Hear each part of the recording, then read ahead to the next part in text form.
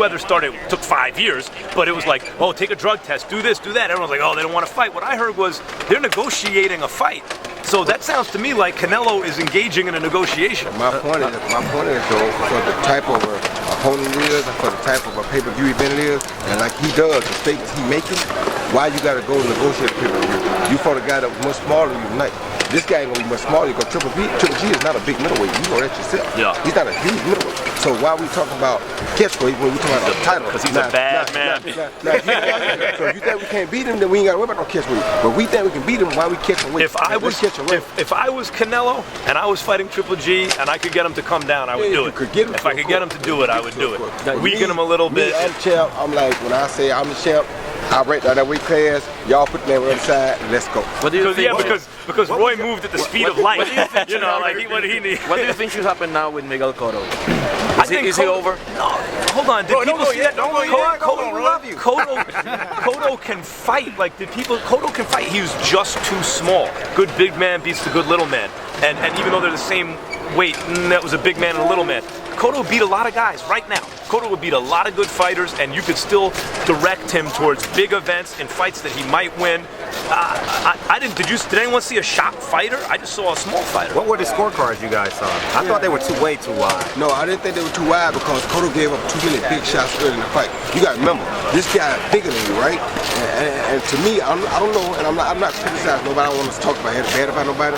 I thought Cotto showed a tremendous heart because he took a lot of shots, big shots from a much bigger guy. But Cotto didn't come out crisp and sharp tonight. That young boy came out crisp and sharp out the box.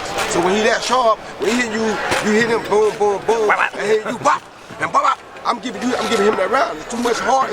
He already bigger than you. Then it sounds like he beating a drum. It sounds like you tapping on a tambourine. Come on, man. I mean, you understand? The judges listen to the same thing.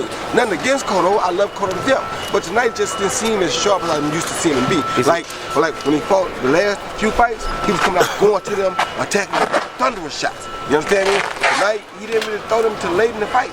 Well, late in the fight, you kind of tired there. So they're not going to be as thunderous as they were had you start out that way. I was thinking he would start out that way, then it would have been much better. But he said he wasn't really, I don't know, maybe he may have overtrained, tried too hard to get prepared for it because with this rifle like this, it makes you kind of go harder than you probably need to go sometimes. So I'm not saying that he may have or he may not. I don't know what happened, but he wasn't the sharp Cotto that I like to see come out the box. Because I wanted to see Canelo take one of those thunderous left hooks early, not after he's been worn down. So. Should he be over? No, he got to be over. He's still a great fighter. Talk about the decision. Look what he took. I mean, he still did his thing. Why he's going to be over? There are possible ranges of scores that, you have decisive rounds, they go to one guy. And then close rounds could go either way. So, for example, when Floyd fought Maidana, I thought a possible range of scores, cards I would have accepted, thought it was a good decision, was anywhere from 6-6 to 9-3. And I was probably around 8-4, something like that. But even though I had an 8-4 card, I could understand a 6-6 card. There were enough. It's those toss-up rounds, and there were the rounds that Cotto may have won were toss-up kind of rounds that could have gone either way. So could you have gotten a 7-5 for Canelo? Yeah, you could. Could you get a 10-2 for Canelo? Yeah, you could. There were enough. There were like 3 at least rounds that legitimately, if you're sitting there scoring, you say I could have given that to either guy. As far as breaking down Max, a lot of people were still criticizing him after that. I heard that you were a little bit, you felt different. You were the only guy in the arena. Yeah. So what do you respond? It was a boring fight, and Rigondeaux has bad timing with that stuff. Like, he was just in a really exciting fight where he got up off the deck twice and knocked the guy out, right? And it seems as though since the Donaire fight, he's had 2 chances on HBO to impress people. Agbeko and now Francisco. And the funny thing is, he fought 24 rounds and won 24 rounds. And yet they were boring rounds, a lot of them. Like tonight, there were a lot of boring rounds. I'm not going to deny that. That was pretty obvious. When you're only landing 7 punches against the guy. But that's who Rigondeaux is. He's like the Patriots. Maybe not now. They got the offense, but when they beat the greatest show on turf. The original Belichick Patriots, the Rams were this amazing offense, and the Patriots would kind of bore you to a win by a field goal or something, right? They needed another great team to show you how great they were. They weren't going to show you that against mediocrity. And this is frequently the case with great defensive fighters or teams. They against mediocrity, they can look underwhelming because they're negating the other side's offense. What they need to show you how great they really are is a great team or a great opponent. Bernard Hopkins heading into the Trinidad fight, right? But against Trinidad, you saw, oh, okay, we get it. You are a great fighter. You know, we thought you were really good and everything, but against mediocre opponents, you look good. But now against a great opponent, you look great. And I thought Rigondeaux looked great against Donaire, and I wonder how he'd look against Chocolatito. As Roy Jones says, one guy's fighting at 12, one guy's fighting at 22. Rigondeaux said he'd meet him at 18. The fact is, fight night, they both weigh about 126. They're about the same size. A guy like Chocolatito, a lot of people can roll their eyes, oh, he'd overwhelm Rigondeaux with his offense. Maybe. Let's see. Because that dude will fight you. He looked great against Lomachenko, though? Lomachenko, he wants Lomachenko to come down. Look, Lomachenko won a lightweight gold medal in the Olympics and then moved down to you know, like, he's a naturally significantly bigger guy than Rigondeaux. He's in his physical prime, Rigondeaux's not.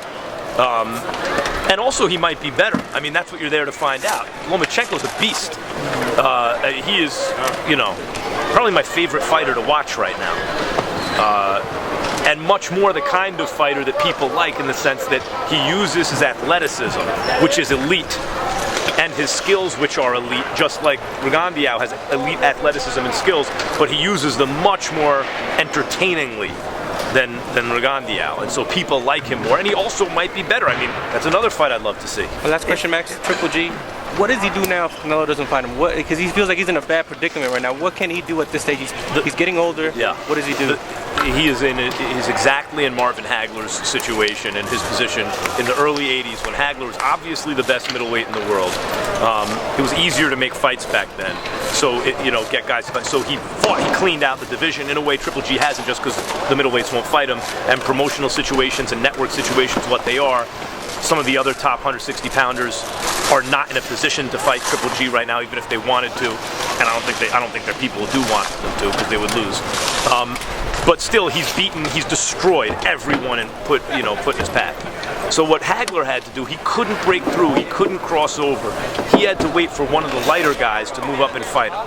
The first guy up was Roberto Duran, who had beaten Davey Moore. Everyone thought Duran was finished. He knocks out Davey Moore on his 32nd or 3rd birthday at Madison Square Garden. And now Duran has all this juice behind him. And who was the next logical opponent to fight? Sugar Ray Leonard had just left boxing. The biggest fight for him was Marvin Hagler. They made the fight, and that crossed Hagler over. After he beat Duran, and then Hearns destroyed Duran, that set up Hagler-Hearns, and Hagler got Hearns, and then eventually Sugar Ray came out of retirement. And he came out of retirement to fight Hagler after Duran fought Hagler when Sugar Ray was working for HBO in Roy's job. Post-fight, Duran told him, off camera, you fight him next, you beat him. And that started getting Ray thinking, maybe I'll come back and beat this guy. And the same sort of thing's going to have to happen to Triple G. Someone's going to have to move up with a name who fights him. And I think that guy's going to be Canelo. If Triple G wins that fight, there needs to be another fighter out there who thinks he's beatable, right? Like, okay, fine, he beats Canelo, he crosses over in a new way, if he beats Canelo. And then someone else has to think, okay, with a name, has to think, okay, fine, I'll come back and fight him.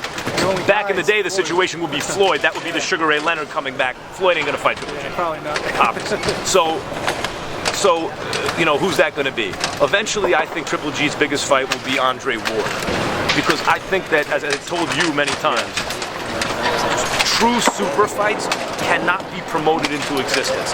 This was a promotional event. It's a big fight, but it's not a true super fight, in the sense that it's not that these two guys when the dust settled, we're left standing as the two best guys.